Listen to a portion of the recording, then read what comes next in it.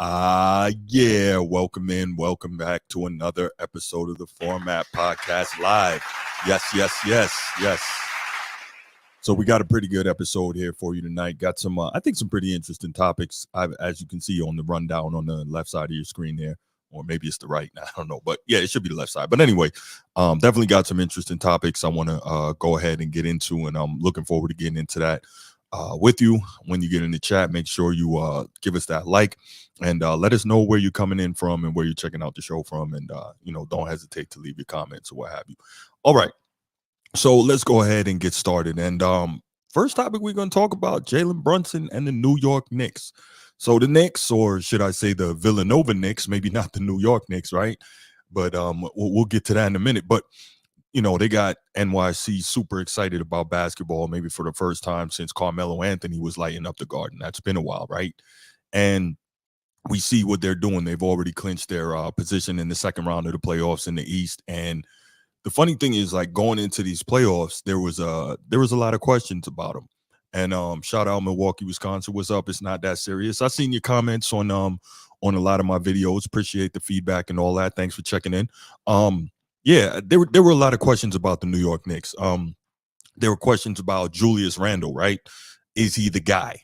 He normally folds in the playoffs. Let's keep it 100, right? He's a guy that hasn't been able to be that guy for the Knicks, even though I think he's been third team All NBA a couple times.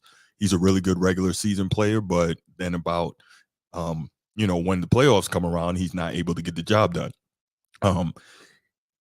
So, there was questions about that. But this season, he was having another really good regular season. Then about halfway through, I think like 46 games, he got injured and he was done for the year. And now there's a new question. Can the Knicks survive and advance in the playoffs without him? So you had to worry about that. So then they're asking that. Well, obviously we got that answer. The Knicks ended up being the number 2 seed in the East. They won 50 games. So then it's back to the original question, right? But this time it's with a different player. And the question is Jalen Brunson that guy? And realistically, it definitely looks like it, right? Because this is a guy who averaged 29 points per game in the regular season, about 7 assists per game, 48% from the field, and 40% from three. That sounds like the guy to me. And then they asked the same question again, but this time they asked the question about the coach. Is Tom Thibodeau that guy? Coach Tibbs. Now, I'm a Celtics fan, so I've known about Coach Tibbs for a long time, since he was the number 1 assistant with Doc Rivers on that 2008 championship defense, that 2008 championship team in Boston, where he basically ran the defense, best defense in the league. And Coach Tibbs, he's known for being ultra gritty. He's known for being old school. He's a coach that preaches toughness and defense, and he wants maximum effort every single practice and every single game. And there's none of this kind of new school mentality of taking it easy sometimes and waiting for the playoffs to come around or ramping up slow. Like, Coach Tibbs don't do that. If you're just coming into the chat, appreciate you. Make sure you give us that like, that thumbs up, and let me know where you're coming in from. Yeah, so Coach Tibbs, he's not that kind of guy, to the point that in the Athletics 2024 anonymous player survey, there was a question on there: which NBA coach would you least like to play for? And the answer overwhelmingly was Coach Tom Thibodeau, I guess because he's such a hard-nosed guy. But do you think he cares? Probably not at all, right? He's a champion and as an assistant, and then obviously he's had some really good times as a head coach as well. He hasn't won a championship as a head coach, but who knows if and when that may happen, right? He coached Derrick Rose to the MVP in Chicago, then got them to the Eastern Conference Finals before they ran into the LeBron Miami Heat super team. It is what it is. Now he's got the Knicks in the second round for the second straight year with a legit chance to make it to the Eastern Conference Finals. And I don't believe Carmelo Anthony was ever able to take the Knicks to the Eastern Conference Finals during his time there. And so those were the most recent really good Knicks teams. And then obviously they haven't been in the finals since 1999. They played the Spurs. They got beat. That was pretty much at the end of Patrick Ewing's tenure there. And he didn't even play in that finals because he was injured, unfortunately. That, who knows if that could have been a different matchup. This is actually a good point here, Sneed. The poll that the Athletic gives, the anonymous poll, should be given to players who have won championships and made deep runs in the playoffs.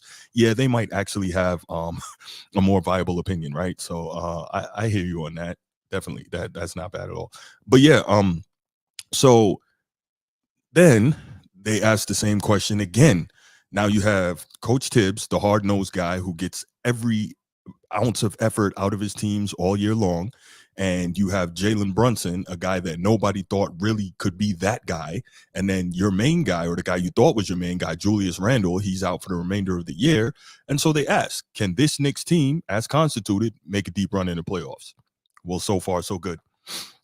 So remember earlier, I called them the Villanova Knicks, and there's a reason for that, right? Three of their key players, Jalen Brunson, obviously, Josh Hart, Dante DiVincenzo, they won national championships at Villanova. And even more coincidentally, it's kind of crazy, they had Philly in the first round, so they went down there and took over Philly like they never left, because obviously Villanova's in Philadelphia. And so they pretty much went home, went down there and got busy. So now the Knicks are in the second round, and Jaylen Brown is going absolutely nuts in the playoffs so far. Now, in fairness, the first two games of that Philly series, he was terrible. He was 16 of 55 for the floor, from the floor, sorry. But then Jalen Brunson went crazy. And then he kind of turned back into the MVP candidate that he's been all year long. And over the last four games, he's averaging 41 points, 10 assists, shooting 49% from the field, 35% from three, and he averaged 36 and 9 overall for the series. Yeah, I'd say he was on fire. He's went nuts. That was crazy. But the thing is, it's not just him, right? The other Villanova Wildcat, this is what really got me, and this kind of touches my old school basketball mentality, is that Josh Hart went nuts. So this is a guy, mind you, he's 6'4". He averaged 9 points, 8 rebounds in the regular season. So key contributor, right? This postseason so far, he's bumped that up to 17 points and 12 rebounds in the playoffs. That is big time grind mode at 6'4". Like, that's guard size, and this dude is out here really, really hitting the glass. The only other guy at that height that I remember really rebounding like that in the modern era. Of course, you can go back to Elgin Baylor, who was a dominant rebounder at his size. But in the modern era, the only guys rebounding like that were Larry Johnson when he was young, and of course, round mound to rebound himself, Charles Barkley, right? So it doesn't even make sense what Josh Hart has been doing. He's just dominating on the glass. I'm sorry, and there isn't much short of injury that you're going to see that's going to make you think that that's going to change. By the way, obviously, you're probably a basketball fan if you're listening to this right now. Game one of the Minnesota and Denver series just started. I got that on the other monitor. So if you see me looking that way, I'm checking that out while I'm talking to you guys. But great playoff season so far. PJ Tucker, Sneed, yeah, he rebounded well for a shorter player, but not like this. As far, I don't recollect him rebounding like this. It's not that serious. I wonder, when Randall come back, can he adjust to it being Brunson's team? He better adjust. If he wants to listen, he better adjust, be that second guy, and just be a contributor and try to help this team to get as far as it can, because the ultimate goal is to win a championship. Now, I know that all these guys have big egos as big time players, guys who've been superstars pretty much since high school. But if you're Julius Randle, you got to come back and say, all right, Jalen, this is your show. I'm going to try to get in where I fit in. I'm going to contribute. I'm going to do some dirty work, try to defend, hit the glass, make timely shots or whatever. But let's go try to win first, and then we'll work out the rest of it. At least that's my thought. But of course, it's easy enough for me to say that sitting here, never having been the guy, right? But yeah. So anyway, Josh Hart just getting busy. And you love to see it. So now in the second round, the Knicks have this matchup against Indiana, who is stylistically the opposite, right? They like to get out on the open floor. They like to really score quickly. They're a terrible defensive team. I think they're probably the worst defensive team left in the playoffs, if I'm not mistaken. They're really, really bad. But what they do, like I said, they play fast and they score a lot of points. And it should be a great matchup, right? You always hear styles make fights, and we're going to talk about a big fight later. But this should be a great matchup. And I'm really looking forward to the point guard battle between Jalen Brunson and Tyrese Halliburton. I think that's going to be awesome. When you think about Jalen Brunson, though, and this is kind of my fault too, I fell into the trap. I never expected him to become this, right? He was in Dallas and he was kind of playing in Luca's shadow, and I was surprised when the Knicks gave him the deal that they did. When he became a free agent, was at 4 years, $104 million. I'm like, they gave Jalen Brunson $104 million, right? Now that's a bargain for a star in today's NBA. I totally get it, but I still was like, that's pretty high because I'd never seen him. Like I'd seen him play some good games, but I never really saw him go off like that when he was in Dallas. Yeah, okay. Jalen Brunson greater than Tyrese Halliburton. So, I mean, you could look at it that way, but Tyrese Halliburton has would he lead the league in assists this year? He's been scoring well, so you know, I, it could be a toss up. Now, whoever plays better in this series and who plays better on this bigger stage will probably get the nod. But I get your feeling, but I think it's a toss up, man. Tyrese Halliburton's been really, really sharp all year long. So I mean, I'm not mad either way you go with that, but I'm more traditionalist when it comes to point guards. I love point guards that just distribute the basketball and play the point guard position the way it used to be. Now, I'm not upset if a point guard scores, but I want the point guard to be more of a distributor. But that again, that's my old school basketball mentality, more so based on how I was raised in the game and how I was raised to, what I saw growing up and how I think the game should be played. Obviously, the game has changed a whole lot, and I got to do a better job of changing with it. But anyway, yeah, so this matchup is going to be really good, the Pacers and the Knicks. But um I think this is just another opportunity for Jalen Brunson to continue to show the world that he is truly special. And I think most people, I know I do, have the Knicks winning this series and going on presumably to play the Boston Celtics in the Eastern Conference Finals. And I think that that would be really good for the NBA, especially with where the NBA is right now in terms of having its proverbial big guns all out of the playoffs, and Curry, Kevin Durant, and LeBron James. So, we need the best series possibles, the best markets possibles, the best players possible, all those things. The NBA is hoping that it gets all that. And if you had a Knicks versus Celtics series, I think you would get a lot of that based on the fact that obviously, I don't know if you're from the East Coast or not, but Boston and New York, that is a real thing. Not sure where that originally came from, but that is a real rivalry pretty much in every aspect of life in those two cities, especially in sports. And so having the opportunity for the Knicks and the Celtics to go at it, kind of like they used to do back in the old days, that would be great for the NBA, and I think that they could market that pretty well. And I'm pretty sure if that happened, obviously you're going to see Jason Tatum and Jalen Brunson, but you might also get some Patrick Ewing, Larry Bird type commercials in there too, or commercials with footage of those guys from back in the day, or when they do the promos for the games before they start, they might have some of that because you got to market that stuff. You got to find a way to market it. So I think that that might be something that would be really good for the league. We know that pro sports, as much as we want to believe that it's about competition, really it's a TV product first, and it's more about entertainment. Now, personally, I look at it and say, if you go to the competition aspect and guys are playing their hardest and giving it all that they got, yeah, no, absolutely. It's not that serious. Knicks versus Celtics would be crazy. I agree with you 100%. But yeah, I was saying if you look at what you got in terms of uh um guys giving all they got and really competing, then everything else comes with it and you will get the benefit of great entertainment. See, the Larry Bird Magic Johnson thing, of course, that was straight out of central casting, right? You had the white guy in Boston, the black guy in LA. The black guy in LA was flashy and had a ton of showmanship. The white guy in Boston was gritty and hardworking. You had the built-in rivalry of the Lakers and the Celtics all those years, right? And then, of course, you had those guys having just been the central characters in the highest viewed not NBA, NCAA championship game in history. It still is, by the way. So all of that was so perfect and it just worked together. But at the crux of it was the competition between those two. It wasn't that they were trying to be entertaining, they were trying to beat the brakes off each other. And that's what led to the entertainment. And so anyway, if the Knicks and the Celtics play in the Eastern Conference Finals, what you have there is a revival of that New York and Boston sports rivalry. And that is an incredible thing. Ron Jones, yeah, absolutely. Celtics fan till I die.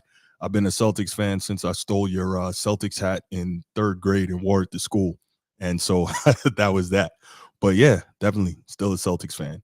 But yeah, Boston Celtics, New York Knicks, that would be an absolutely incredible playoff series. I think it would be a really great series on the court, but again, it would be fantastic for marketing, and it would be it would be too easy to two outstanding teams. And either way, you get the Celtics going on to play for another championship, or you get the Knicks going on to play for a championship for the first time since 1999. But at the end of the day, the Knicks still have to get it done, and we'll see if Jalen Brunson can stay hot. We'll see if DiVincenzo can still hit timely shots. We'll see if Hart can still continue to hit the glass and defend and be a beast and make timely shots on his own. But yeah, that's what I got on that topic for right now. Really excited for the possibility of seeing that.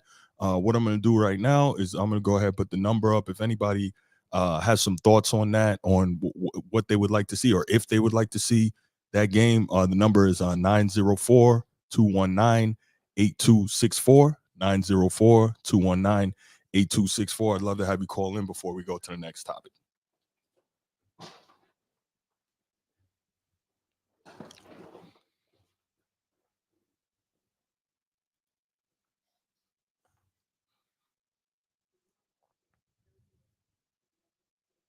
Hello, you calling the Format Podcast? Bruce, what's going on, brother? Hey, what's going on, man? Who's this? My name is Sneed. I'm calling from Cleveland. Sneed, what's going on, man? Thank you for the feedback, brother. What you got? Yeah. Hey, man, good topics, good conversation, good points. I like the discussion about Brunson. I think what you're seeing is he's coming into his own. I think we're kind of watching this happen, right? He got his opportunity now on his own team. Stepping away from Dallas gave him that opportunity. It's a big stage, New York, right? Yeah. If you can make it there, you can make it anywhere, right? But check this out. So big stage, he plays bigger. You're not seeing him fold. You're not seeing him choke. He's in big game spots and he's making big game shots, and his team wins because of him. And if you look at the team construct starting with Thibodeau, you brought up the point about coaches and that survey. I want to know, man, the guys that win, do they feel the same way about these tougher coaches as the guys who lose or don't find the same success? Because I've been in corporate America, and I've seen regular people. I've seen high achieving people. The high achieving people look at the world differently. That's true. And the loser mentality is apathetic. It's skating by. It's doing the minimal. I don't need to know what those people think about. That's a great point. So I think about a guy like Brunson, who was brought there for a reason. People that believed in him, he's balling out for them. And Thibodeau had a Derrick Rose, right? Brunson is basically his Derrick Rose. It's his engine. It's his offensive horse. That's right.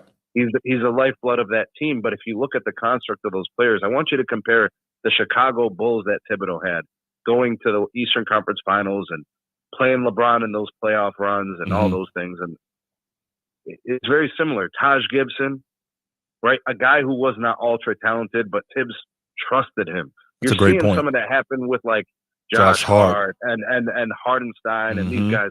They've earned Tibbs' trust over the course of the year because they play hard every game. They rebound. They do dirty work. He just trusts them, and he's gonna go as far as he can with them. You're not gonna see experiments in the playoffs. It's very predictable. Tibbs is an old school guy. He's got an old school mentality. The formula works. That's why he's not in Minnesota. Minnesota needed something different. They had different players. Yeah. It wasn't. You see what?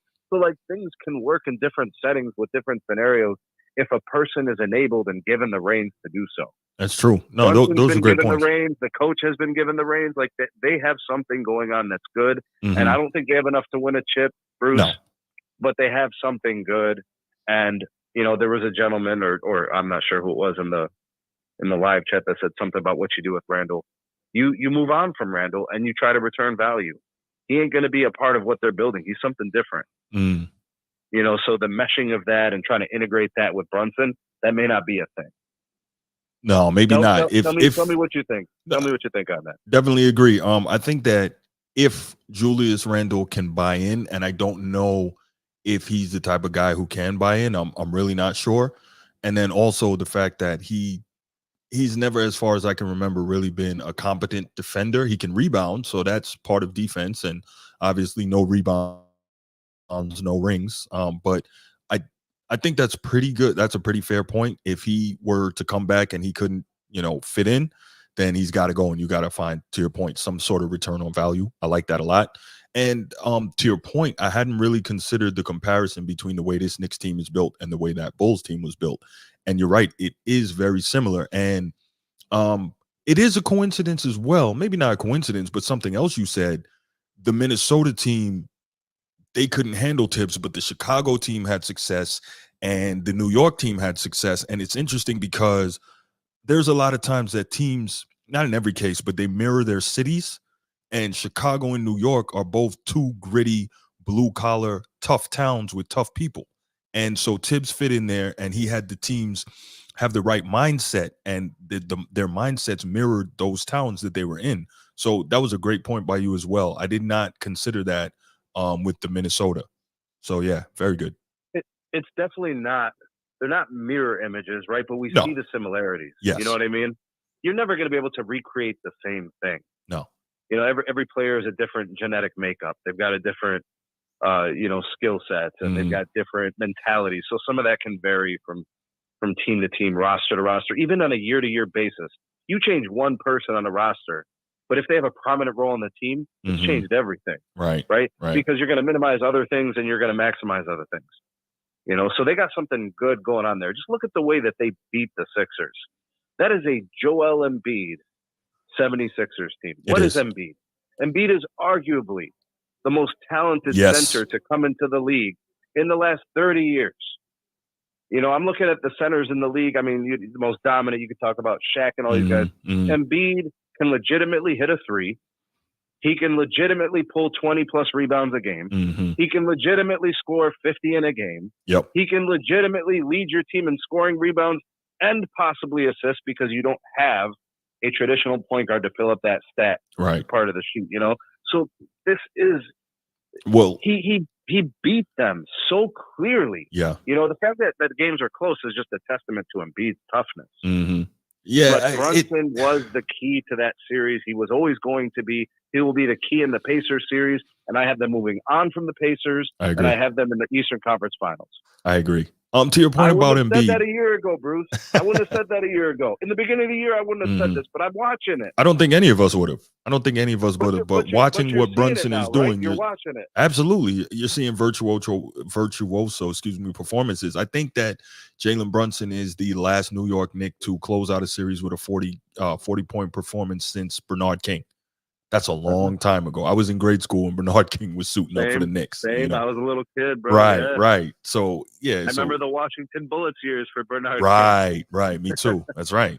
So, to see what he's doing and to know some of the players that have played on the Knicks since then, obviously, your Patrick Ewings and your Carmelo Anthony's, to see what Jalen Brunson is doing here is pretty impressive. And it wasn't just against some also ran team. Like the Sixers were really good, and to your point, Embiid. But bringing up Embiid, I'm a huge Embiid fan because if you watch my show, and I know you do, Olajuwon is my favorite player of all time. Same. My favorite player of all time. Oh, absolutely. Wow. What a coincidence.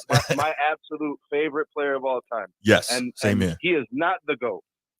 He can't be the GOAT. There's not enough success to be the GOAT. Correct. But he is by far the most that skilled player talk that they're talking about. Correct. Right now, I swear to God, if you don't put Hakeem as, he's got to be your top two skilled players. If you're going to have a serious conversation with anybody, because when they talk about players who are skilled, why the hell was Kobe and LeBron calling him?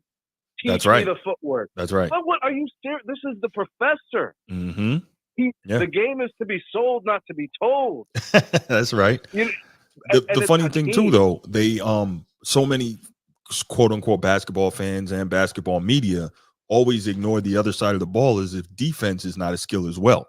And in my estimation, Dream is the second best two-way player ever behind Michael Jordan. So the fact that he is such an elite two-way player really, really sticks out to me. And so, yeah, but when it comes to Dream, that's why I love Embiid so much, because obviously he's like, for this era, he's Dream light, but there's there seems like there's just something missing when it comes to Embiid, and I'm not sure what it is. And I hope at some point he can figure it out, but we'll see. I think some of that is fortune, right? You need good fortune in an NBA career. Mm-hmm. Greg Oden didn't have that. You know, a lot of players, Tracy McGrady didn't have that. Anthony Hardaway didn't have that. Right. Grant You Hill know, a didn't lot of have players that. didn't have, yes, they did not have the good fortune. It That's didn't right. work out that way. They can make the best of their situation. Mm-hmm. I think the real Hoops fans know who these guys are. That's right. They know what they really are and what they did and accomplished. But I think Embiid might end up one of those guys because here we are in year. Are we in year 10 yet? 9? 9 or 10. Yeah, he's been here for a minute. I don't think he played his first 2 years at all. So that's okay. So he we're gets a little extra time there. We're halfway through an NBA career of a player who weighs nearly 300 pounds, Mm-hmm. Mm-hmm. who is 7 feet tall. I point as a reference to Zydrunas Ilgauskas, who had experimental foot procedures done at multiple points in his career in order to try to extend by a few years to continue to play. I mean, just feet, knees, ankles, joints. I mean, we can have these are large human beings. Bill Walton, who Yao are Ming, torquing and lower twisting their extremity bodies. injuries. Yeah, absolutely. Yes, and it's a if you ever get near these humans in real life, it is astonishing. I met Shaq once. Okay. And he engulfed me when I gave him the bro hug, the dap. You know what I'm saying? Yeah. I disappeared. It was like I was in a cave. Yeah. I met Artis enormous. Gilmore. I live in Jacksonville, Florida. I met Artis Gilmore. That is a gigantic man. You know? I met Hakeem. I was at the mosque, wow, bro. He was doing prayer. Oh, he got mashallah. Up. It was like a transformer was getting up from a car mode. Yeah. You know what I'm saying? It's incredible. You know, so and you know, I love your show, man. I love your insights, bro. You have my full support, bro. I'm glad to come across your channel and talk with you on the show. And if you ever see me in the live chat and you throw that number out, I'm calling you. I appreciate that, brother. Thank you so much. All right, brother. You're welcome. All right. So we're gonna go on here. Great call from Sneed. Appreciate you. It's not that serious. I see your comment. Yeah, Hakeem absolutely is criminally underrated. That's right. I actually I did a show. You can go back through the channel and check. I think it's called something like Hakeem is the most disrespected all-time great, something along those lines. So yeah, check that out. He absolutely is criminally underrated. But let's go ahead and we'll get to the next topic. And this is one that I've been waiting to get to, and I'm sure y'all been waiting to hear my thoughts on it. No, it's not that serious. I've never done radio. When I was in journalism school, I interned at a radio station as well as a newspaper, but no, I have never done radio. That's something hopefully I'll get to do at some point. Yeah, but let's go ahead and where were we? So yes, bye Darvin Ham. Let's talk about that. So here we go. All right, I'm about to bring it. Y'all know what time this is. The Lakers, as we know, got gentlemen swept out of the playoffs in the first round. And this is very odd to me, being that the quote unquote GOAT, or at least that's what a bunch of people try to tell me, was on this team, and he's playing the best ever we've seen at age 39, right? That's all everybody's raving about. He's the best ever at age 39, blah, blah, blah. So Anthony Davis played 76 games this year. Shout to him, the guy they call street clothes, a guy whose durability is constantly being questioned. Another guy who was dangerously close to being made a LeBron scapegoat. And yes, you know what it is, and we'll get to more of that in terms of the scapegoating, and it's coming. Just trust me.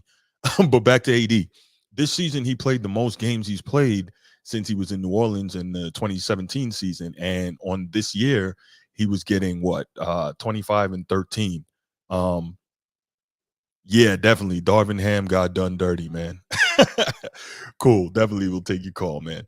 But yeah, Anthony Davis averaged 25 and 13 in the regular season this year. In the playoffs, he got even better.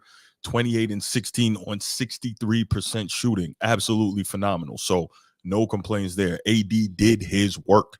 This is one of the best seasons we've seen from him, an incredible playoff run. Now, LeBron, can't blame him.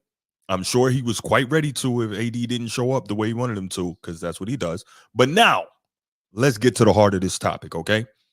Like I said earlier, the Lakers, they got gentlemen swept out of the first round of the playoffs. And as a result, somebody had to get the blame. And y'all know how this goes.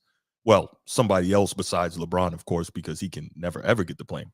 And let me be clear while I say this, though, right? Because I got this rep as a LeBron hater. So let me make sure I'm clear about this. LeBron actually had a great series, right?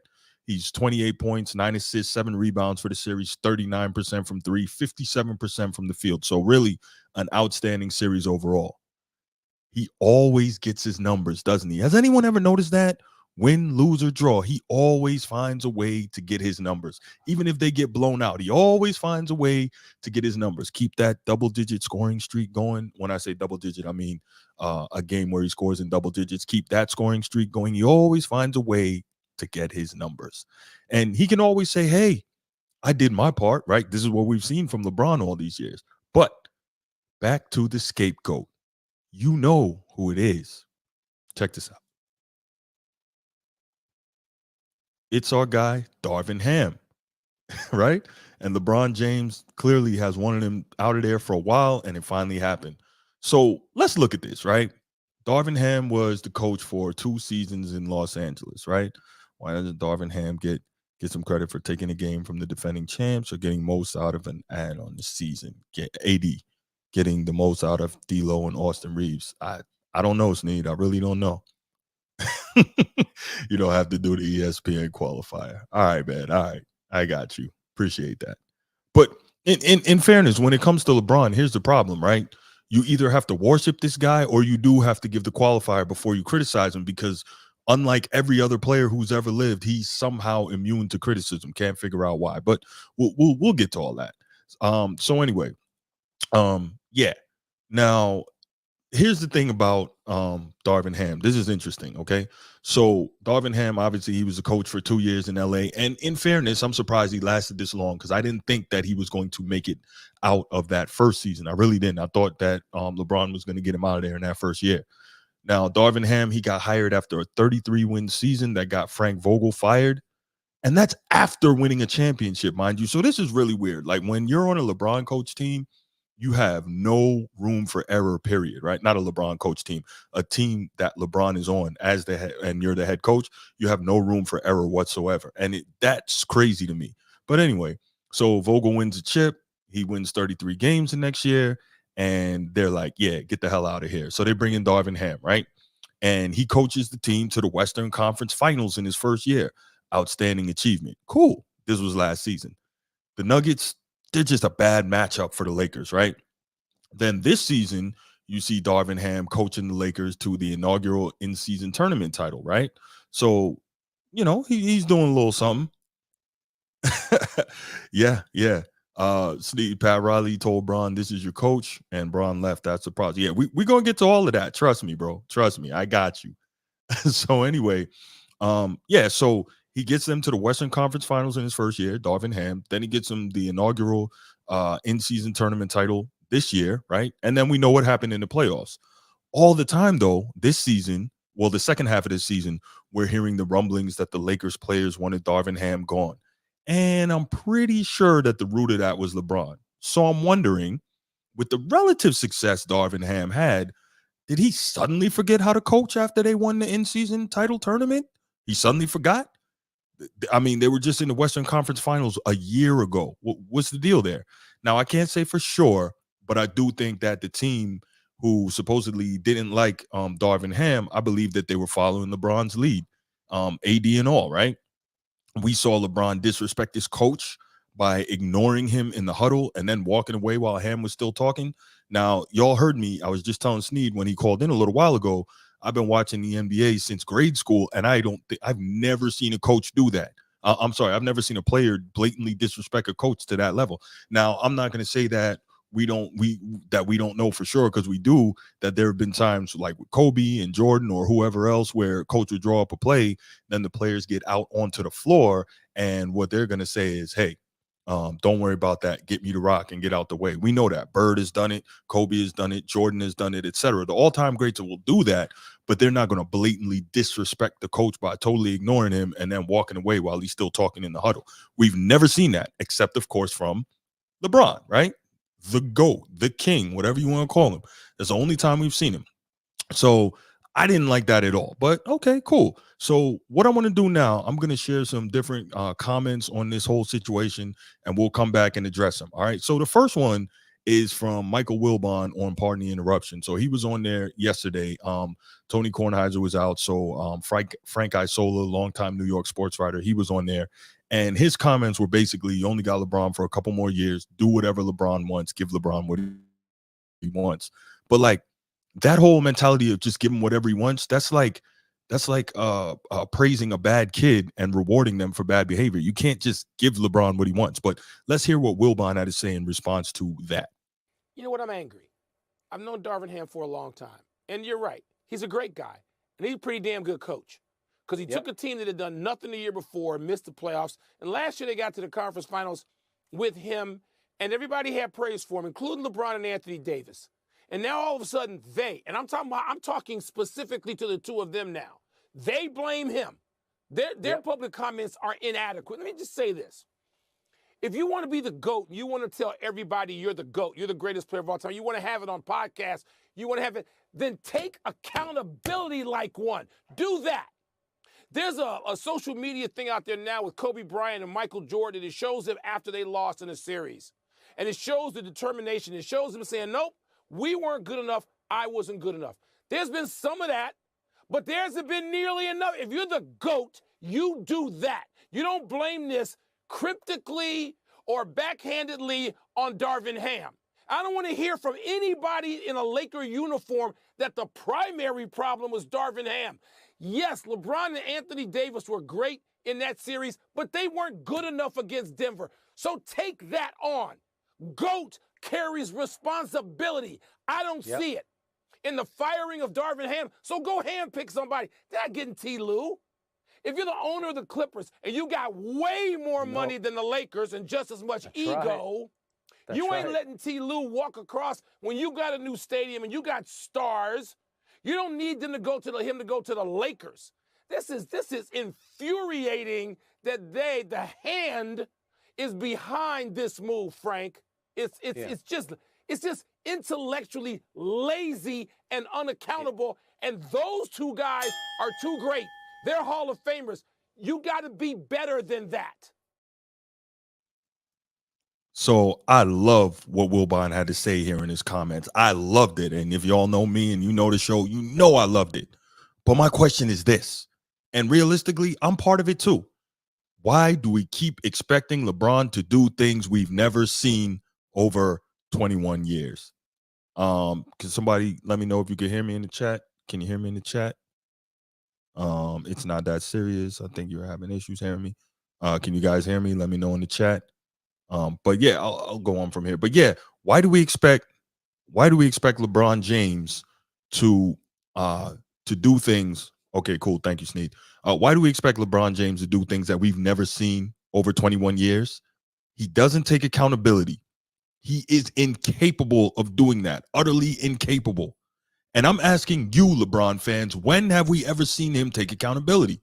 And I'm not talking about him taking accountability and then continuing on to immediately throw others under the bus like he did on his podcast with JJ Redick when he said, I knew I had to be 100 times better that following year in the finals, but then immediately proceeded to tell us that he didn't have enough win. He didn't have enough to win in the Dallas series, right? Where is that? He is just not going to take it on his shoulders because he isn't built that way, plain and simple. So check this out. This really threw me off. LeBron is getting so ridiculous at this point that Kendrick Perkins, one of the biggest LeBron James pom-pom wavers in sports media, called him out about it. About a month or so ago, if you remember, I don't know if you guys watched First Take, Kendrick Perkins was actually on national TV arguing with Shannon Sharpe about who's been on LeBron's hype train. I want to use a different term, but I'm going to keep it PC. They were arguing about who's been on LeBron's hype train longer. Like, how ridiculous is that? So that should let you know how much of a LeBron pom-pom waver Kendrick Perkins is, right? But he talked about how he talked about how if you have to get the coach LeBron wants, because if you don't, then your organization won't run smoothly. So you have to do what he wants, or basically he's going to tear up your organization. Now, he didn't say that LeBron is going to tear up your organization, but he did say you have to get the coach he wants or your organization won't run smoothly. What does that tell you, right? Now, remember, LeBron, he thinks that he knows better than everybody. And Kendrick Perkins, he said that LeBron should be the coach since he knows better than everybody. LeBron is the same guy who said on his podcast with JJ Redick, the same guy who was bragging about how he could flip plays in his head at 8 years old, and he can't understand why other people can't do that. Crazy, right? Coincidentally, JJ Redick is reported to be one of the names that could be a part of the Lakers head coaching search. Come on, man. So, like, when I heard that, I'm like, that was the whole point of this show for JJ Redick, to demonstrate how brilliant he is in X's and O's. And of course, LeBron loves him. So that would be a perfect opportunity. I hope the Lakers aren't that stupid, right? If they were to hire JJ Redick as a head coach. Now, quick note, why would you hire JJ Redick as a head coach? He has no head coaching experience, and you are one of the biggest brands in American sports, or really in global sports. Why would you do that? So there's that, right? Anyway, I'm just like, oh my goodness, if the Lakers value their franchise at all, they better not make that mistake. But yeah, I really couldn't believe that Kendrick Perkins actually called out LeBron James. Like, that's wild. So, you know, that tells you how ridiculous it was, right? LeBron is simply a blame deflecting guy. He is incapable of being accountable. And that's not my opinion. That's what he's shown us for more than 2 decades. I know. I'm a hater, right? I'm hating, right? Okay. So how about this? LeBron James is going into year 22, and he will now be playing for his 10th head coach in the NBA. And it would be 11 if Pat Riley had done what he wanted and fired Coach Spo. That's the crazy part. Again, not my opinion. This is well documented. So if you don't believe me, because I know you LeBron fans who are watching or whatever, I know you guys don't believe me. You're saying I'm just hating. That thing you're on right now, the internet, you can look that up and it'll be confirmed. But you know what? I got you. Check this out. Since I'm an old head hater, and I'm probably just making stuff up in your mind because I wake up, according to you, every morning looking for a way to tear another black man down. That's what y'all told me, right? That's what you told me. I'll help you out because I know if you're a LeBron fan, you won't go look. So here it is. I got you. There you go. Pat Riley details how LeBron James wanted Eric Spoelstra fired in 2010. And this is not some BS site either. This was on Sports Illustrated. So, you know, again, you can look that up if you want to. I know you won't, LeBron fans, but it's there if you think I'm lying. So that's why I made sure that I made that so you could see it. Anyway, back to LeBron and this coaching thing, okay? So here's another comment kind of talking about, briefly discussing the head coaching thing. And this was Rick Bucher on The Herd with Colin Cowherd on Friday. And I was trying to figure out how many coaches has LeBron had now. There was 7, I think 7 or 8. Yeah, because there was, I feel like I'm missing one in Cleveland. There was Paul Silas, there was David Blatt, there was Ty Lue, then Spo, there's Luke Walton in L.A. Anyway, Darvin Ham. I think he could get to 10 before he's done. So there you go. So they were actually discussing that before the announcement came out that Darvin Ham was fired. So yes, Rick Bucher, LeBron will absolutely get to 10 because he will start at 10 next season. Crazy, right? So I heard an interesting fact the other day. This was this really bugged me out when I heard it, right? LeBron, obviously, as I just said, will be playing for his 10th head coach in the NBA next season. But you know what's crazy about that? Did you know that those 10 are more head coaches than Michael Jordan played for in his entire time in the NBA, college, high school, and 2 Olympic team selections? That doesn't tell you something? It doesn't? There is a common denominator among all these head coaches. It's LeBron. That is the common denominator. You've been in the league 21 years, going on 22. You are going to be on your 10th head coach, and it would have been 11. That's every 2.2 years you get a new head coach. There's something going on there. And it would be worse than that if you hadn't had Spo for 4 years and Mike Brown for 5. And the funny thing is, Cleveland tried to fire Mike Brown to make you happy and get you to stay there, but then you ran off and took your talents to South Beach. All right, cool, whatever. So that's really interesting to see that in the time Michael Jordan's entire basketball career, from high school to retiring from the NBA for good, he had less head coaches than LeBron just had in the NBA. That has to say something, right? David Blatt, he got fired the year after he coached LeBron and the Cleveland Cavs to the NBA Finals. They were 30-11. David Blatt was the All-Star game coach for the East. They had the Cleveland had the #1 seed in the East, and LeBron said, "Get him out of here."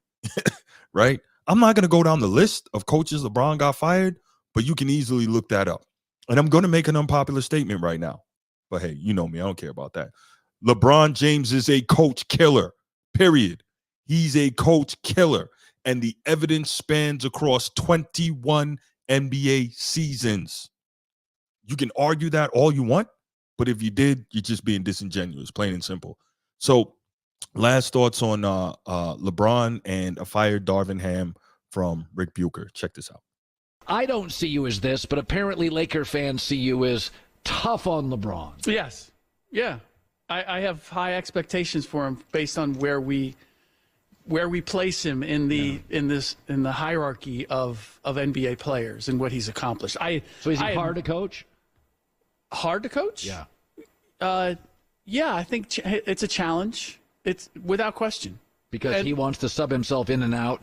Well, it's not just subbing himself in and out, but you to take advantage of LeBron and what he does, you have to make your team LeBron-centric. Yeah, he very much, you said this yesterday, LeBron teams he's the ecosystem. Yes. Kevin Durant will come and get buckets. Yes, and when he was winning you championships. That was worth it. Then you, without question, what do I need to do? What do you need, LeBron? I'm good with all that. Now, the problem that I have is when it doesn't work, like when they don't win a championship or he doesn't win a championship, now it's everybody else's fault. It's like, no, we're catering to you. It's a little bit like Giannis in Milwaukee. Like, we're catering to you. If it doesn't work, I'm not going to blame other people. We did what you asked us to do. We got you who you wanted to get. Like, so, and then there's nothing wrong with failing. It's just abdicating the responsibility of that. And so this is another case where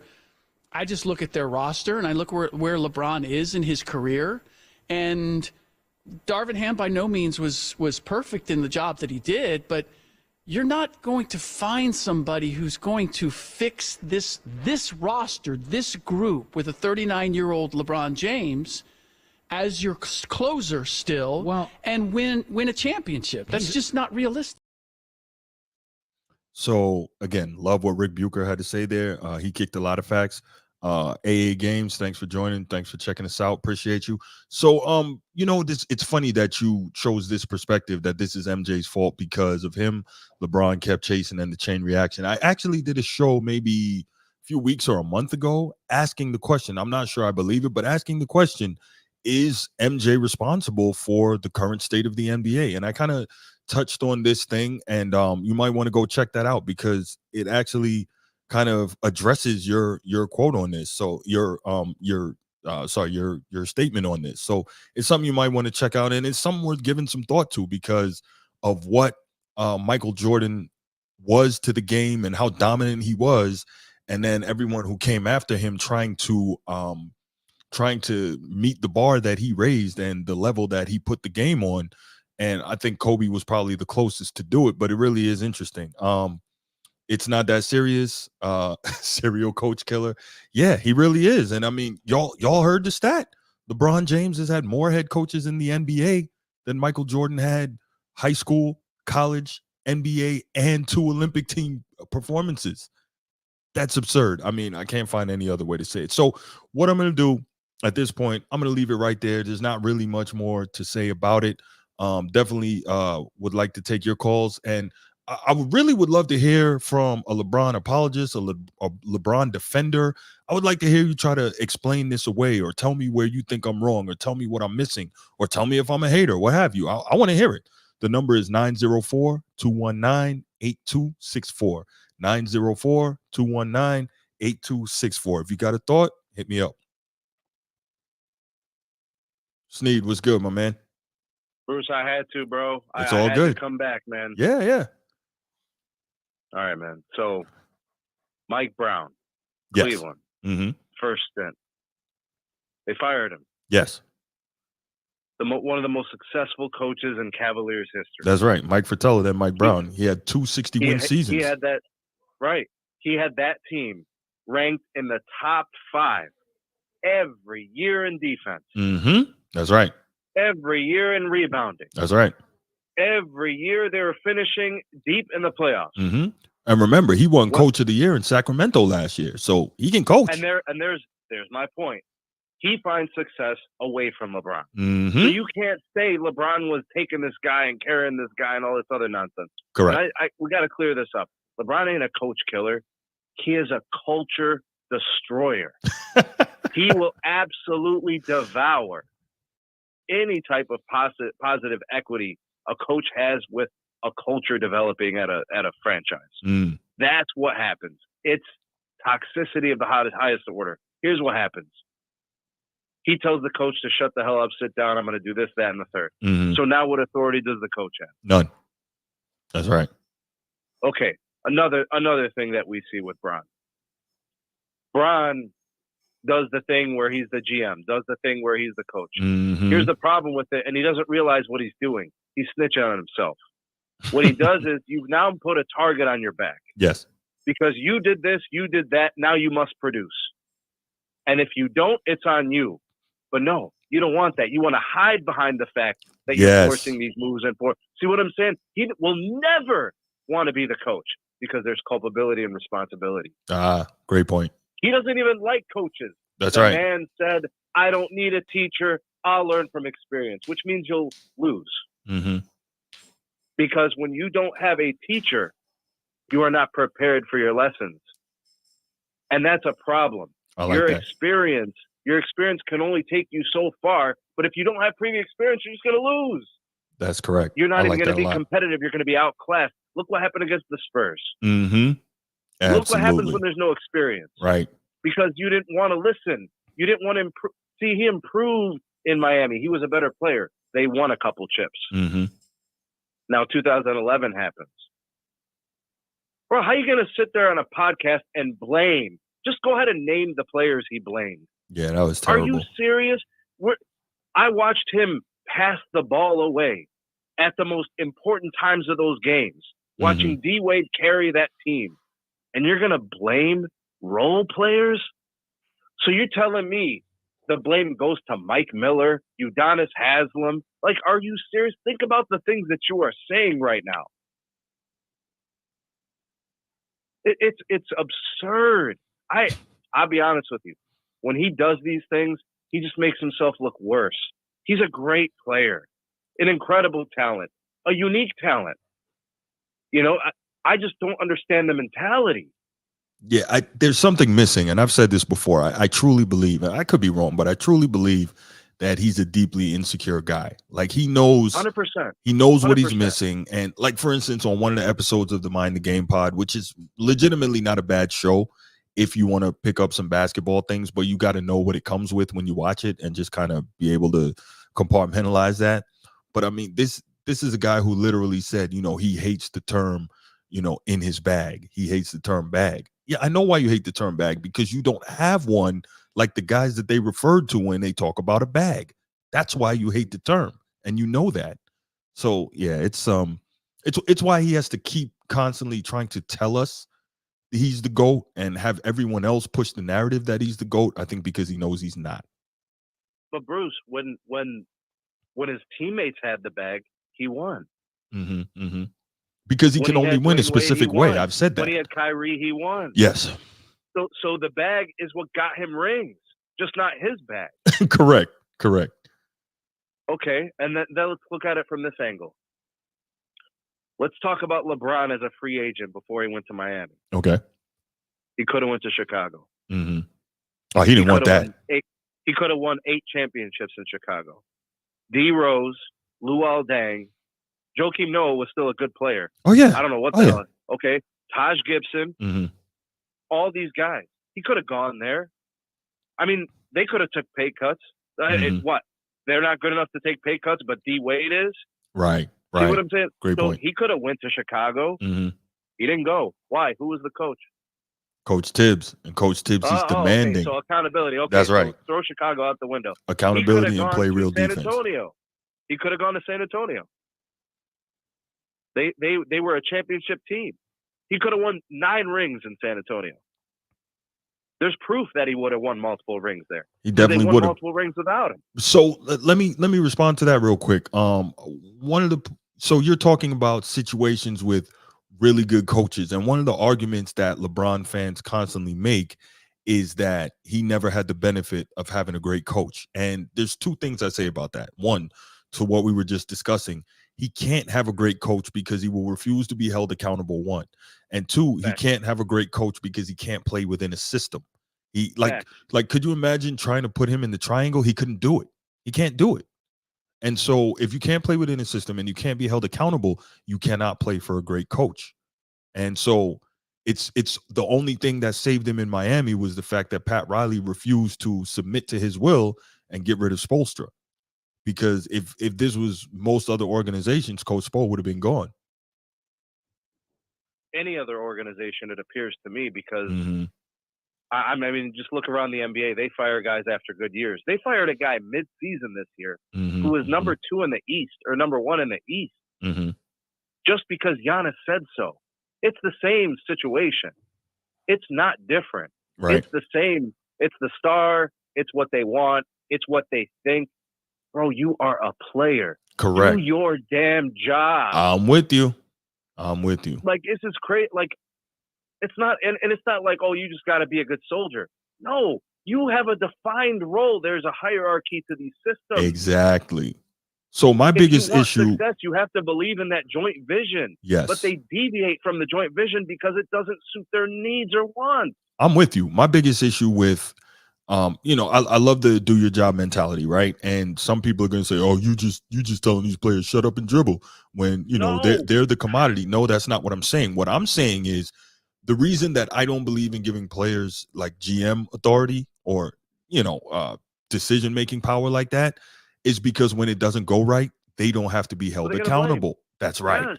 So because we've seen LeBron make moves and then act like, I don't know anything about that, right? We've seen him do that before. But if I'm a GM, Singletary, Bruce, absolutely. Do you remember what he said at that press conference about Vernon Davis?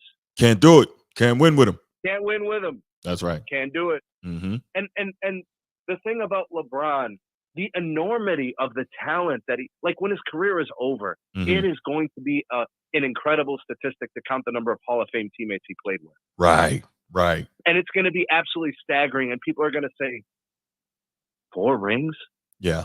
I think he's got like 7 top 75 teammates, which is like crazy. And we're going to say 4 rings?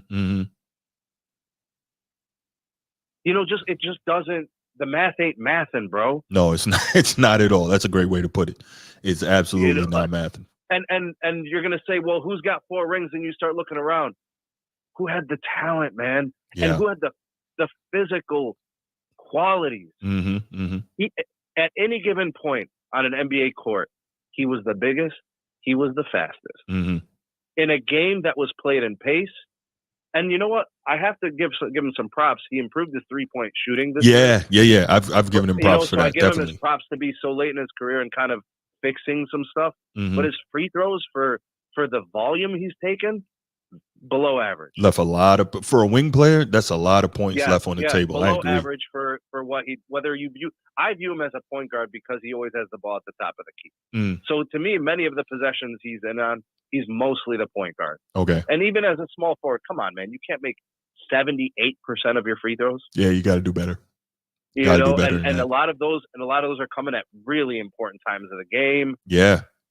I mean, there is a lot to be desired. His defensive peak was good, but short. I'm looking at all these things, and they're nuances. So when you compare guys that are called GOATs, you're like, oh, LeBron kind of is giving this up to this guy. This other guy did it better. I mean, it's gotten to the point where I actually had to change my opinion on LeBron. And I had to put Tim Duncan in front of him. I didn't want to do that. You know what's funny about that? Tim Duncan didn't play above the rim. Tim Duncan didn't dunk the ball like, he didn't have the MJ finishes and all. He was not exciting. I didn't want to put Tim, but I have to because I did a show. The outcomes, bro. The outcomes. I did a show maybe about 3 weeks ago, actually discussing that same thing, saying there's a legitimate argument that Tim Duncan is better and has had a better career than LeBron James. And I think I didn't want to have that conversation 5 years ago. So I think the reason that so many people don't want to do that is because Tim Duncan, to your point, his game wasn't sexy. And also, you know, the expression, the squeaky wheel gets the oil. I think that's it. So Yeah, LeBron is always saying, look at me, I'm the GOAT. Look what I'm doing. I did this, I did that. Right. Tim Duncan never did any of that. That was like when LeBron was asked about, you know, if he would want a, what do you call that? Like a going away campaign in his final season, whenever that is. Farewell tour. Yeah. Thank you. Yeah. And he was like, well, you know, I'm not sure. You know, I've considered just, you know, walking away like Tim Duncan. I'm like, no, you wouldn't. No, you wouldn't. Because you're an attention whore. You have to have it. It's like a drug for you. And that's fine. But don't front and say that you would even consider doing something that anyone who's watched your career for the past 2 decades know you would not do. But, you know, you can critique LeBron's game. You can critique LeBron's career decisions. Mm-hmm. You know what I mean? That's okay. I think some people have a hard time doing that because they're weirdos. Mm-hmm. Mm-hmm. So they can't objectively look at his career. Nobody has been as empowered as LeBron. That's a fact. Because he became the face of the league at a very young age. Mm-hmm. You know, I still to this day, as a Cleveland native and a Cleveland fan, I felt Kobe did his job. Mm-hmm. And held up his end of the bargain with those puppets and those Nike commercials. It was That's supposed to be LeBron. I forgot about that. Finals. Yeah, it was. It was supposed to be LeBron and Kobe for about 5 years, from like 2007 to 2012. Right. That was still Kobe prime. Like, you know, maybe not like the physical prime at the end with respect to the athleticism, but the skill was there. It didn't fade. So we were supposed to get some Kobe LeBron finals, and LeBron couldn't get there. And it wasn't. Bro, the Heat were not as highly ranked as the Cavaliers the year the Cavs went to the Eastern Conference Finals. That's crazy, LeBron right? Wasn't good enough yet. Yeah. You see what I'm saying? It was the Cavs were finishing top 3 in 3-point percentage, top 3 in defense, top 3 in rebounding. Just LeBron offensively wasn't good enough yet. I think that year, the year before, that was what, 2009 when Dwight Howard and the Magic went in there and beat them. I think that was a 66-win Cavs team, if I'm not mistaken. And the year before was a 63 win. Yeah, that was a really, really good Cavs team. So I definitely hear you. They had 3 guys. Bruce, they had 3 guys shooting over 40% from 3. 3? Who has that? Right. And another guy in Delonte West who was shooting about 39. Right. Yeah, definitely. He had a lot. Yeah, he had a lot. And he's always had a lot, but it's never enough. Like, if you notice, that's a common refrain with me when I talk about LeBron. It's never enough. And that's not something I'm making up. That's not something I'm making up. That's something that he has told us and constantly demonstrated to us. It's never enough. He literally said it out of his own mouth. You know, a couple episodes back, I played that. Bruce, I want you to think about this. Yeah. LeBron's biggest moments in his career, biggest games, biggest moments. The plays he was making, they were defensive plays. Because in defense, it has nothing to do with shooting. It has nothing to do with confidence. It is being in the physical vicinity of denying an effort from another person who is forced to make the shot. LeBron's biggest moments in his career are defensive moments. The Orlando shot doesn't matter. They lost in 5 or 6 or whatever. Yeah, 6, I believe. The big shots in the years where the Heat lost the finals, they don't matter. They didn't win the chip.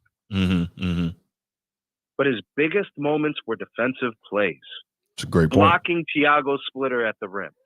Blocking Andre Iguodala. They were not offensive moments. That's a great point. The offensive moments, he's come up short. Those, they talk about these clutch, you know how they do the clutch metrics? Bro, if you are down 1 and LeBron is shooting, he's going to miss. If the game is tied, he's going to make. There's no pressure. There's overtime. Yeah. It's just this is what his career has been. There's nothing to deny. It's just look, Wilt Chamberlain is one of the most incredible athletes we'll ever see in humanity. Yes. Okay. He couldn't get past Bill Bill Russell. That's right. This is the type of stuff that happens. Welcome to humans. Right.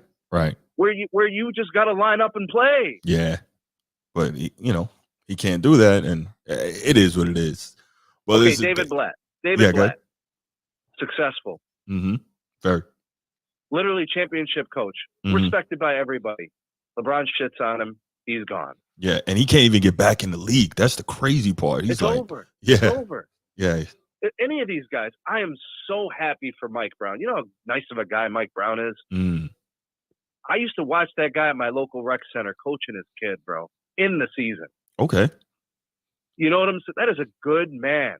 And I know for a fact that LeBron was throwing paper and all types of shit during practice and film sessions while Mike Brown is trying to coach him up. Oh, wow. Okay. So people want to, basketball IQ and all this. No, sir. I'm gonna question the basketball IQ because who the hell takes their most least efficient shot, a 30-foot pull-up three? That is a turnover, sir. What type of basketball IQ doesn't understand that? Right. I think part of that is, if you see that now, it's because physically the ability to constantly go past someone isn't there anymore. He can do it in spurts, but not like he used to. And so there's a lot of I think that's why the 3-point shot got so much better this year. There's a lot of energy conserved by just pulling up and shooting versus trying to drive past someone with a quick first step or, raise up and bang on them at the rim. That's what I think. Could be wrong, but I think it's a lot about energy. Anthony Davis is one of the most phenomenal two-way players the game has ever seen. Yeah, I agree. Why are we wasting away his years and all this nonsense? Because LeBron has to get his.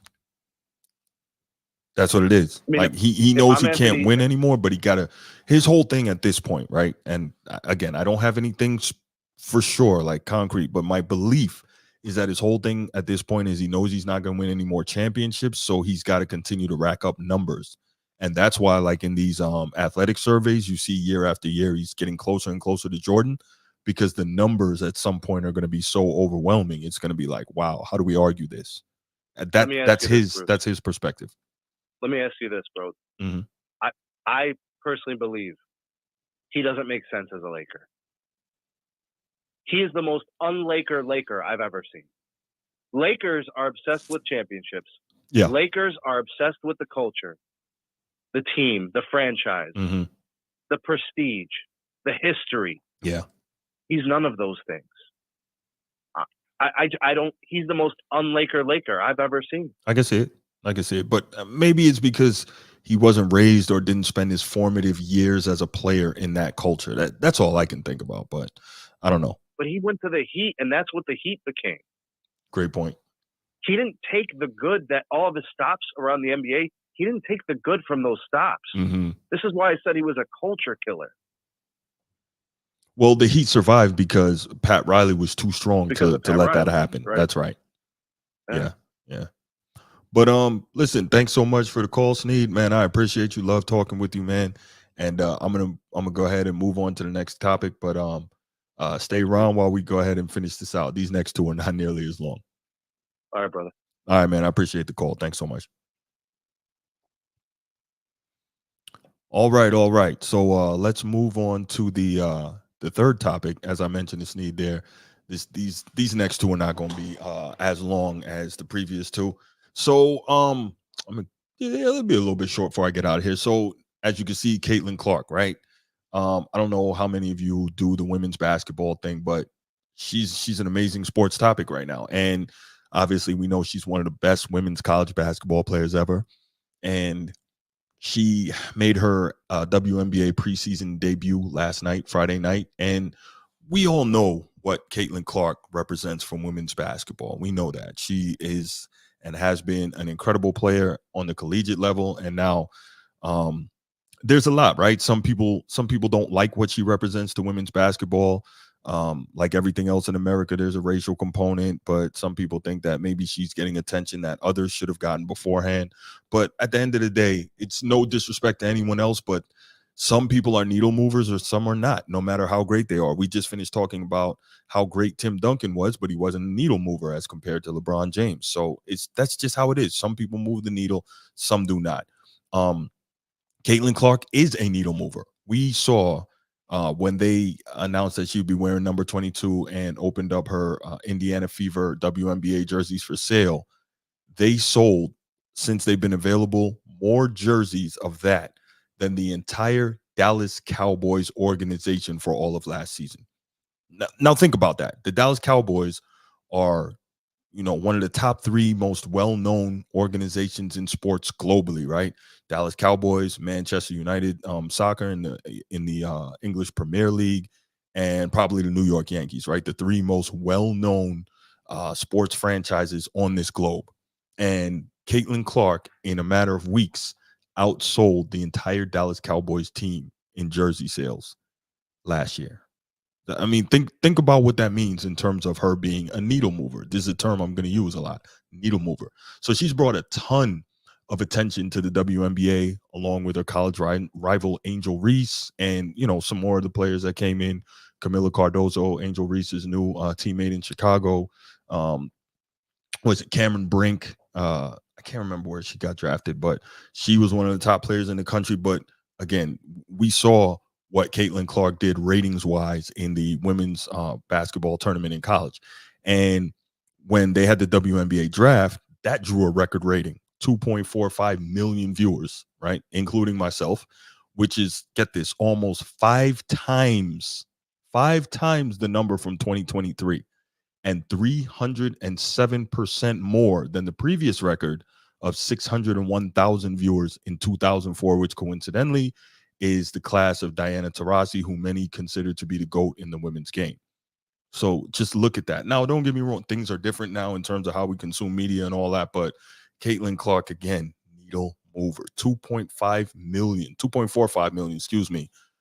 viewers of the WNBA draft a couple of weeks ago. Just think about that. That's crazy. Anyways, like I said, last night she had her preseason debut, and it was somewhat like her college games. We definitely saw some similarities, and there were some things that I was looking for in terms of how she would play and what we would see, and how they would coach her. And Caitlin Clark is clearly going to be Caitlin Clark. Now, she didn't have the most efficient game. We saw her take and make a lot of the same type of shots that she took and made in college. Now, it wasn't, again, a great percentage. She was 6 of 15 from the field, 5 of 13 from 3. Now, we know that Caitlin Clark could shoot it, right? Is there any question about whether or not she can shoot it? The way she shoots with range, the way she shoots off the dribble, all that is probably what made her so popular and made her an exciting player, kind of like a Steph Curry type player, the female version. But with that, those are the things that the modern fan wants to see, and that's entertaining. But anyway, at this level, WNBA, maybe better shot selection might be important for her to kind of get a hold of, right? We know that she had the ultimate green light with Lisa Bluter, her coach at Iowa. She could pretty much shoot wherever and whenever she wanted. And I don't know that she'll still have that in the WNBA. It appears that she's going to have some freedom in terms of shooting the basketball and having the ball in her hands a lot, because she's also a gifted passer. If you looked at that little highlight package I had up there a few minutes ago, there was one where she caught last year's number 1 pick, Aaliyah Boston, on a back cut, and she just, she put a pretty little bounce pass through the lane and got it to her. So, there's that. There's different ways to look at Caitlin Clark and how she plays and what her abilities are. So we're going to see how they coach her, but at least for that very first preseason game, it looks like she's going to have some freedom to kind of do her thing. But it was interesting to see that, at least so far, it's only been one game, she doesn't appear to have a whole lot of trouble in terms of getting her shot off at this level. Now, again, it was preseason, but it was still good to see. And I'm definitely interested to see how that goes against the better teams in the league. And there is something I'm curious about, and I always wonder about this, right? Scouting. What's this? This is interesting. I have heard this discussed.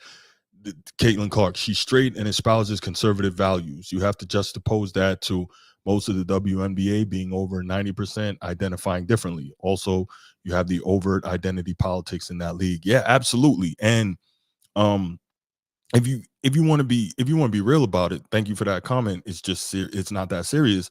Something that was interesting in terms of that, I read recently an article. I can't remember who the player was, but she's a former WNBA player, and she was saying that she was bullied mercilessly for being heterosexual in a mostly homosexual league in the WNBA. And it's real funny that no one seems to have any problem with it. It's not a story that's talked about, but could you imagine if it was the flip side, how that would be going, right?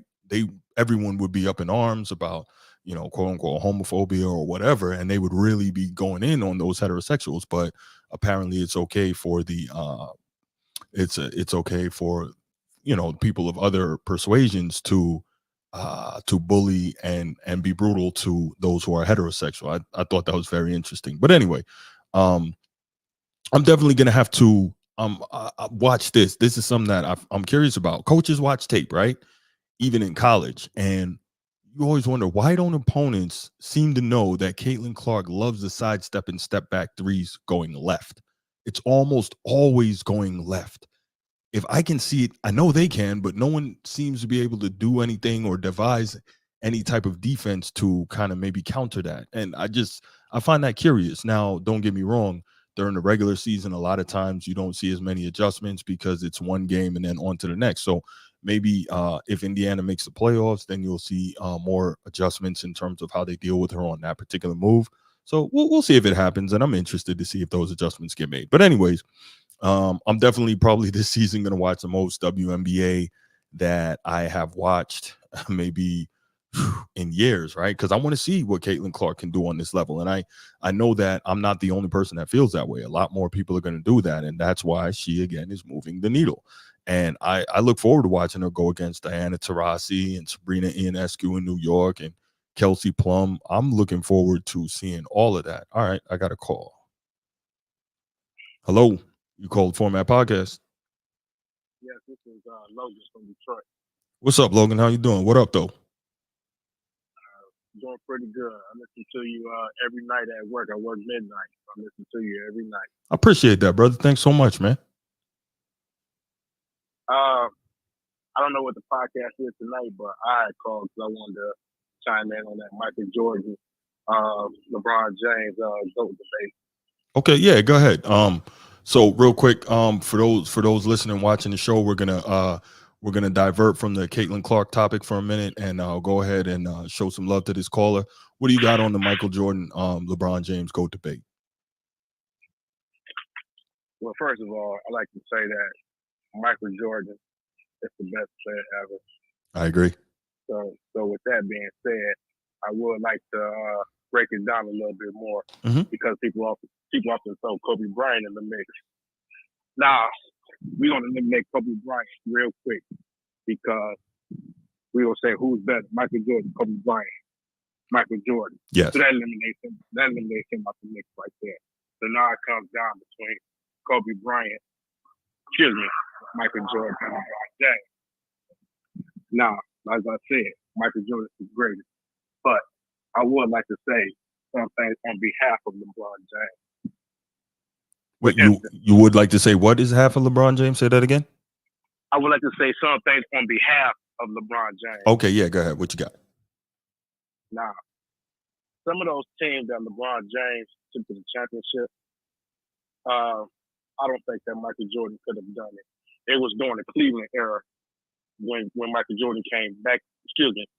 When LeBron James came back to Cleveland. Okay, I'm talking about during that time. Now, there was a couple of times where Kyrie Irving was hurt and or Kevin Love.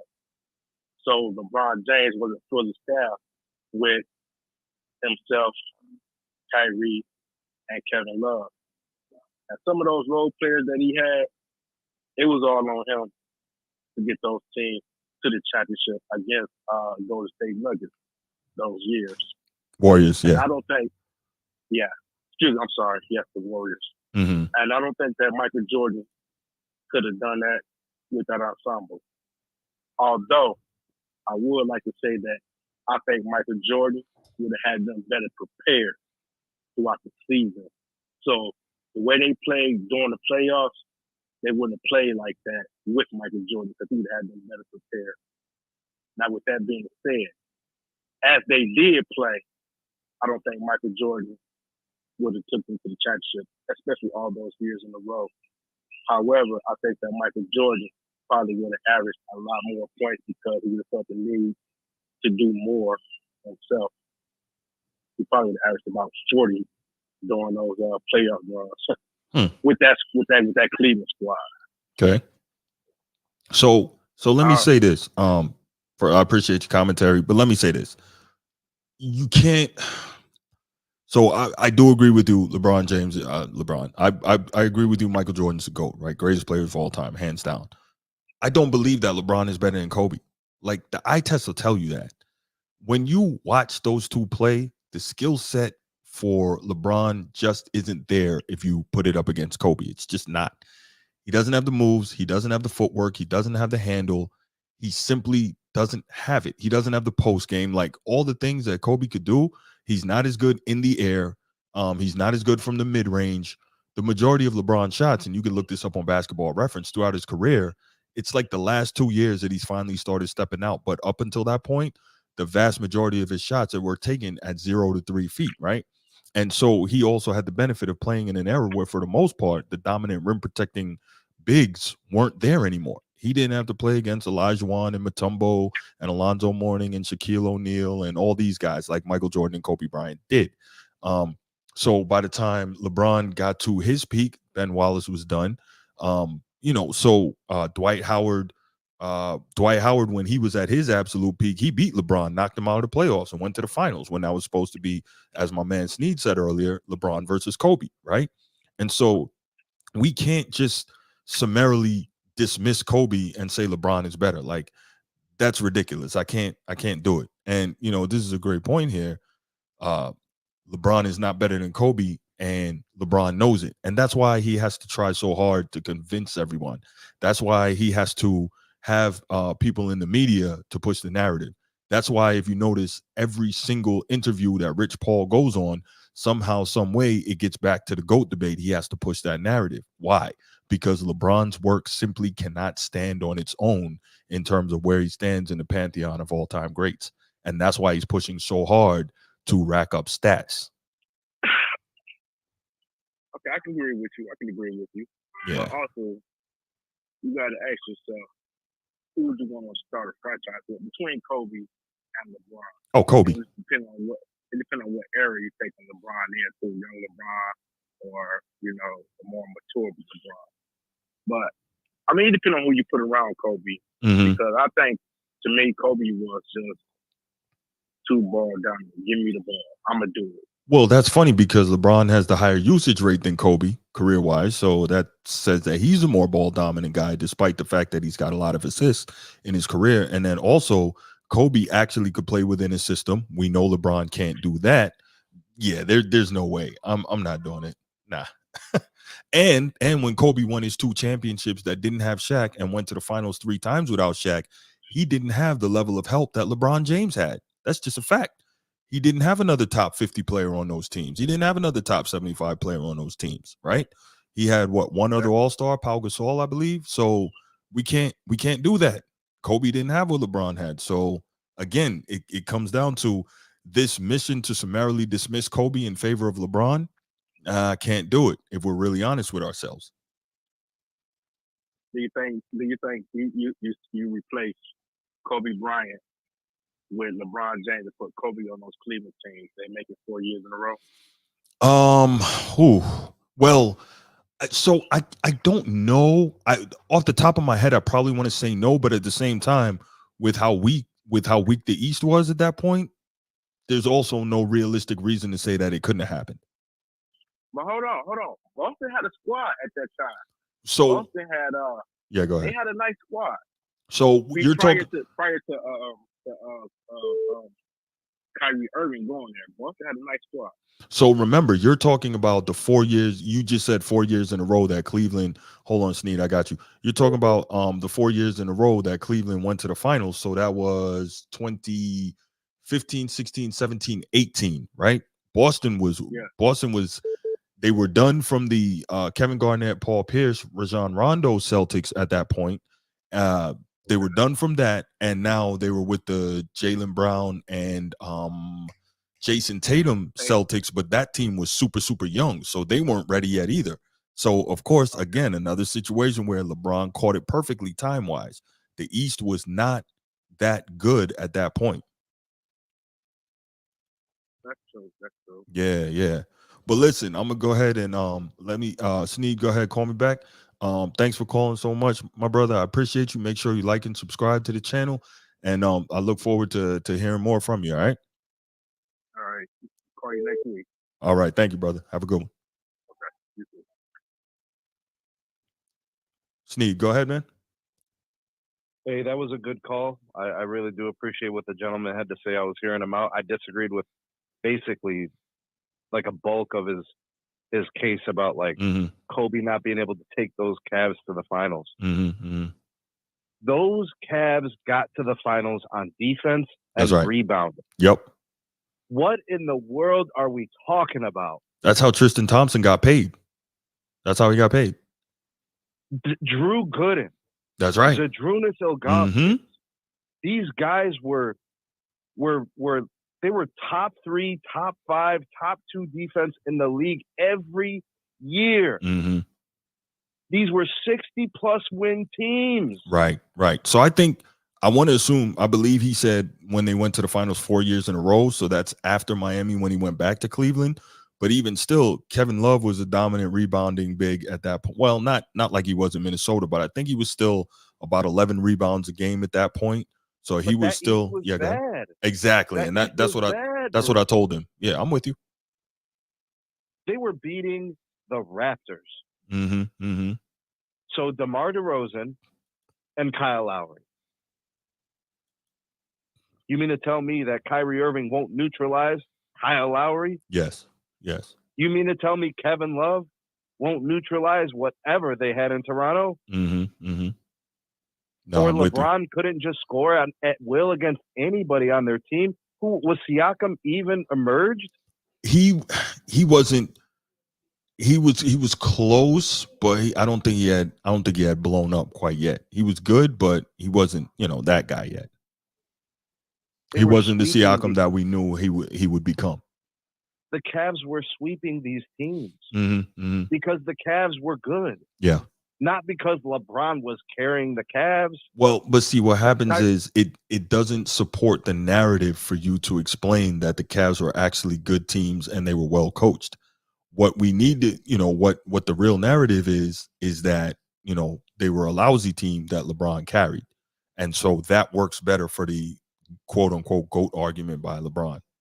And that's why we hear it so much. Kevin Love is going into the Hall of Fame. I don't think he should, but everyone goes into the basketball Hall of Fame. Let's look at the Hall of Fame and let's see Kevin Love stay out of it. Well, that's what I'm saying. That are in there. Yeah. The basketball Hall of Fame is pretty weak. Kyrie's going to go to the Hall of Fame. I agree. So you're gonna tell me that LeBron carried those guys? They weren't a part of that. They were carried. It is what it is. J.R. Smith got carried. Are you serious? Again, gotta fit the narrative. The Golden State Warriors. I remember these games so vividly, Bruce. Nobody could hit a shot, but you know who could? J.R. Smith. Right. On both sides of the court. Not Clay, not Steph, not Dre, not Bron. I saw J.R. Smith hit shots. I think Kyrie averaged like 27 in that final series in 2016. So he was as good offensively as Bron. And that was Bron's offensive peak. Yep. If you want to talk about a bag, like that was that. Yeah. That was peak Bron bag or whatever you want to call it, right? Again, these stories, Bruce, that these people tell. Right. I mean, they should write fiction books. It is crazy. It's almost like they're not even watching the game. They violate their own logic. They violate what they see. Bro, Bron was my favorite player for like 10 years. Okay. And then there was a time where I literally it's Kobe. I have to look at Kobe's career. I saw the way that the media tried to blackball him. I think I know what that's about, though. Yes. I saw what they did to him. I saw the way he bounced back. I saw the way he worked. I saw the way he destroyed his body in pursuit of greatness. Yes. Bro, his body literally died on him. Yeah, no, absolutely. Like, it gave up. The machine just failed. No gas, no battery left. The parts are falling out. And I don't get that out of this version of Braun. No. There was a point where you could have thought, like, legit made the argument Braun had the potential to be the GOAT. There was a point because there was still potential in his career. It was like that point of his career when he's like year 8, 9, 10, right? Right. He started winning chips. Now you can start having that conversation. But that's it. The career is to be evaluated now. There's nothing he could do now that's going to change his position in the rankings of greatness. He already has the point record. What's left? Right. So it would have to be more like championships, but that's not going to happen. But he's not going to be the best player on a championship team. But and he's not going to be the second best either. But you know Look how at that what goes. he He's going to make sure he gets his numbers, and he's going to get the credit for it because, you know, brilliant marketing and controlling the media. That's what that is. But let me go ahead and let me finish up this Caitlin Clark topic and then get this Canelo and let you guys get out of here, man. Thanks for the call, Sneed. I'll be listening to that Canelo. Go ahead. All right. Appreciate you, brother. All right. Okay, so yeah, where were we? Well, so we talked about Caitlin Clark, and then I got the call, so we got a little distracted and got into the GOAT debate a little bit. You know, when you're talking hoops, that's almost always going to come up. So we will go ahead and get to our last topic here, and that is Canelo Alvarez, Saul Canelo Alvarez. All right, so tonight is obviously the big Cinco de Mayo weekend fight with the current face of boxing, and that is, as I mentioned, Saul Canelo Alvarez, and he's going to fight against his fellow Mexican Jaime Munguia, and that should be a good one. I think Munguia is undefeated as well. He's a power puncher. I think I was listening to some boxing content today, and they were saying that he averages, I want to say, twice as many punches per round thrown as Canelo does. So he's a real worker. He's a energy fighter, and he often wears guys down and then takes them out later. So we'll see how Canelo can deal with that, because obviously he's starting to get up there now in age and his punch output is down. So we'll see what we got. And this should be, I think, a really good fight, even though it is not the fan from Canelo that fight fans truly want to see. And this is frustrating to me, right? Because what we really wanted to see, and I think you'll agree with me on this if you're a fight fan, is Canelo versus David Benavidez, the Mexican monster. And this is the crazy part, right? Canelo actually left the zone to avoid fighting David Benavidez. So if you're into boxing, then you know that the fight you wanted to see probably at super middleweight 168 was David Benavidez and Canelo Alvarez. And when he was with DAZN tried to say, hey, go ahead and make this fight. And Canelo was like, nah, I'm gonna be out and go hook up with a new promoter instead of taking this fight, which really frustrated me. And this is something that we've seen in boxing, unfortunately, all too often. So here's the deal, right? As great a fighter as Canelo has been throughout his career, and this is, I can't stand it, he seems to be following this Floyd Mayweather Jr. model of making fights. And what do I mean by that? I mean, he's manipulating the opposition in terms of not only who he fights, but when he fights them. And so here's an example, right? Canelo Alvarez, I think he's won titles at 140, 147, 160, 168, and 175. So I think he's won titles in 5 divisions, which is awesome, right? Okay, all-time great, cool. And when he went up to light heavyweight, he fought Sergey Kovalev. He won the fight with an impressive 11th round knockout. And here's the thing about that, though. He didn't fight Crusher Kovalev, right? He fought Sergey Kovalev. And that was an old Sergey Kovalev on the way out, getting a big payday by fighting Canelo. You think Canelo didn't know that? He wasn't going to go up there and try to fight Crusher Kovalev. He would have got handled if he did that. We saw how long Canelo waited to try and avoid fighting Triple G. Prior to the first match, Triple G literally got into the ring and said, hey, let's get it on, because Canelo wasn't going to fight him if he didn't get his pride damaged by that. And then when he fought him the first time, he ran from Triple G the whole fight, and he stole a draw, which really pissed me off. I was a big Triple G fan. And even still, being objective, if you go back and watch that fight, Triple G won that fight. He won close, but he won. So for that fight to have been a draw, that was absolutely terrible.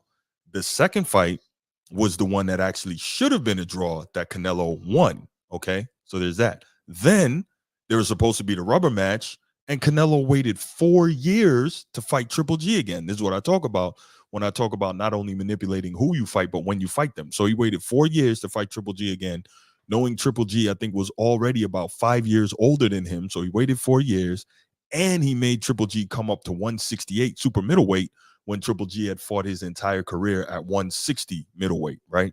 So not only do you wait till he gets considerably older, then you make him come up in weight class, so he has to carry him out more weight in the ring than he's ever had to carry before, and he's not used to fighting at that weight. So this is a tough spot. Then he beats him. I'm not going to say easily, but I'm going to say he beat Triple G clearly. And so, again, that's that Floyd Mayweather model, manipulated that situation. And I hate when athletes manipulate their situation instead of just competing, because when you just compete and you do everything you can to make yourself the best, everything else falls into place. Don't try to manipulate the situation, because we can see that as fans, we can see it, and it's not cool. Let's see what we got. That's why Ali, Hagler, and Tyson will always be greater than Floyd to me. Absolutely. They never duck the smoke. And I'm actually getting to that, as you mentioned, Hagler. So hang with me. So back to Canelo, right? I know things are so different today, and a big reason why is because the money is so huge. But if you look at fighters back in the day, for instance, look at the Four Kings. My man, it's not that serious, mentioned Marvin Hagler. So you got the Four Kings: Sugar Ray Leonard, Marvelous Marvin Hagler, Tommy the Hitman Hearns, and Roberto Duran. These guys fought everybody in their time, including one another. Great point, Sneed. Real champs wipe out entire divisions. They fought everybody, when they were supposed to, including one another. There was no hiding, no running, no ducking somebody else to try and protect an O. See, Floyd Mayweather Jr. to me has created a bad mindset in boxing, that if you lose a fight, then all of a sudden it's like the end of your career. Like, it's cool to be undefeated, but if you lose a fight against another elite fighter, fighting them when you're supposed to, in my estimation, that doesn't really hurt you. That just means you did what you were supposed to do. And if the fight was compelling, well, now there's even more money in a rematch. So why not do it? I just don't get it. So, these guys wanted to prove who was the best back in the day. And the only way to do that was to get between the ropes to do it. And that's what they did. But back to Canelo. So he left the zone to duck David Benavidez. And he said that the fight wasn't going to do anything for him, which, again, frustration. There was no benefit. So earlier this week, he was on First Take being interviewed by Stephen A. Smith. I was surprised to see him there. And here's a clip from that interview that completely shocked me. Check this out. What if the public craves and demands that your next fight is David Benavidez? You open to doing that? We'll see. Why not? If the money is correct, why not? I can fight him Saturday night too. Saturday night too. So you think Yeah. you think you'll beat him up too? That's what you're saying. Yeah, of course. Okay. I beat that guy. If the money is the money is that correct? I fight that guy and I beat that guy the same night. Come on, man. Come on, Canelo. Like, that was just ridiculous. He's just talking, saying nonsense because he knows that can't happen. Plain and simple. Those comments were absurd. He beat Benavidez, the Mexican monster, the same night after fighting Jaime Munguia. Come on. Like, I hate when guys do this. So apparently also Canelo made comments recently, or I don't know how recently it was, but between leaving the zone and now, saying that he wants between $150 and $200 million to fight David Benavidez. And again, I see what he's doing. There you go, Sneed. I see what Canelo is doing. And this is the slick move. Again, right out of the Floyd Mayweather Jr. playbook, right? Because what is it? He won't get that number.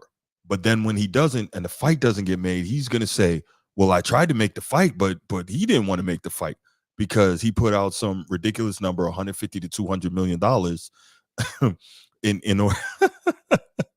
Yeah, that's funny. He put out the number $150 million to $200 million for that fight, knowing that that's not a reasonable number. So he says, okay, hey, I tried to make the fight, but they didn't want it. When the crazy part is, what is it? David Benavidez put it out there that he was willing to take, watch this, an 8% to 92% split to fight Canelo. That's how bad he wants to fight, and that's how confident he is that he can beat Canelo. He was willing to take an 8% to 92% split, and Canelo still said no. Canelo don't want to fight that man. He knows what time it is. So now Benavidez, I think he's going to miss out on that fight personally, because he's going up to 175. He's going up to light heavy. And he said that providing he wins his next fight, he wants the winner of Dmitry Bivol and Artur Beterbiev. And man, I think Beterbiev is going to beat Bivol. I think he's going to beat him down. I think he's 20-0 with 20 KOs. He's an absolute monster. And I think he's going to beat Bivol, but the problem for me is if he fights Benavidez, man, what a slugfest. You know, that'd be an all-action fight. But I don't know if they'll be able to sell it. I don't know if they'll be able to sell it, but I think it would be an all-action slugfest. But the reason I have an issue with that, if Benavidez goes up to 175, Canelo's not going to come up to 175 to fight him. If he actually fights him, he's going to tell him to drain back down to 168 and come fight that fight. And so David Benavidez may truly miss out on an opportunity, number one, for a pretty solid cash grab, and number two, for an opportunity to beat the guy who is the face of boxing. So I think it's just terrible overall that these guys are allowed to do this. I think it's terrible overall what Floyd Mayweather Jr. has done to the sport of boxing. Like, I get it. These guys, it's prize fighting, right? So these guys should be making a prize off of it, but to eliminate competition, I don't like it at all, man.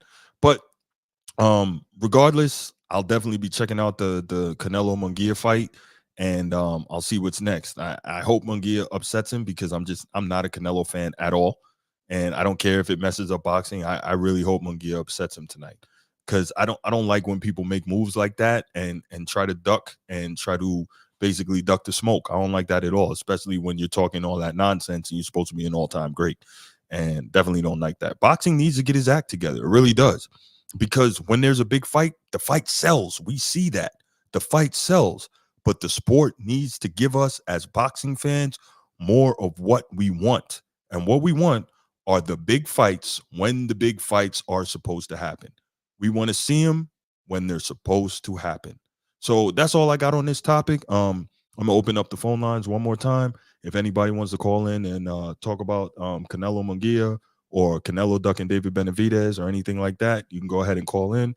I'll give that a minute. And then if not, we'll go ahead and we'll close the show out from there.